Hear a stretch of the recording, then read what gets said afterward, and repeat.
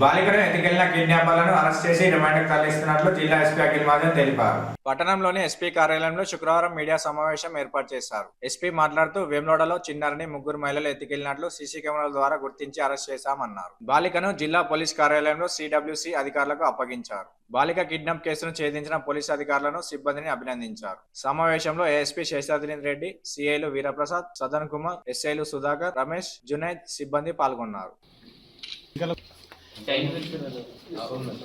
Sir పాపని చూపి మెంబర్కి ఒక చిన్న పాప, ఆమె పేరు అద్వైత. ఈమె కొంత ముగ్గురు లేడీస్ వచ్చి కిడ్నాపింగ్ చేశారు. దీనికి ఇన్ఫర్మేషన్ మనకి 30th డిసెంబర్ వచ్చింది. ఎందుకంటే మదర్ కొంచెం పిచ్చిగా ఉంటుంది అండ్ అక్కడ టెంపుల్లో ఉంటుంది, అంటే 1 month నుండి అక్కడే ఉంటుంది. దానికి మన ఇన్ఫర్మేషన్ వాళ్ళ మదర్ వాళ్ళ బ్రదర్ ఇచ్చారు. దానికి కొంచెం డిలే అయింది. దాని తర్వాత మనం టీమ్స్ యాక్టివేట్ చేసాము, CCS and local inspector and almost 7 teams form చేసి అన్ని బస్ స్టాండ్స్, సీసీటీవీ కెమెరాస్, ఇంకా టెక్నికల్ ఎవిడెన్స్ అన్నీ గ్యాదర్ చేసాము. ఎందుకంటే డిలే వల్ల మనకి కూడా కొంచెం డిఫికల్టీస్ వచ్చినాయి.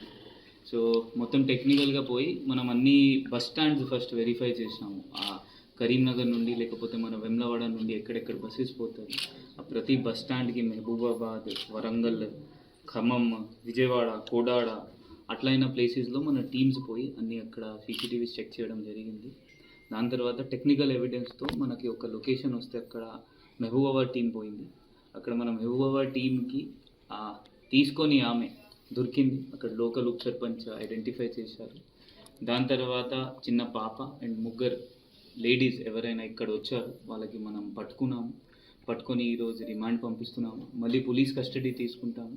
పోలీస్ కస్టడీలో ఇంకా ఇన్వెస్టిగేషన్ ఏమేమి ఉంటుంది అది మనం మొత్తం ప్రొసీజర్గా వెళ్ళి అది కన్క్లూజివ్గా దీనికి ఎండ్ తీసుకొస్తాం. ఇప్పుడు ఈ ఇన్సిడెంట్తో మనం లెర్న్ చేసేది ఏంటి అంటే ఫస్ట్ అంటే జనాలకి ఏంటి అంటే మీరు అందరు సీసీటీవీస్ పెట్టుకోవాలి. ఎందుకంటే సీసీటీవీస్ ఉంటే మనం 100% ఏమైనా కేసు డిటెక్ట్ చేయవచ్చు.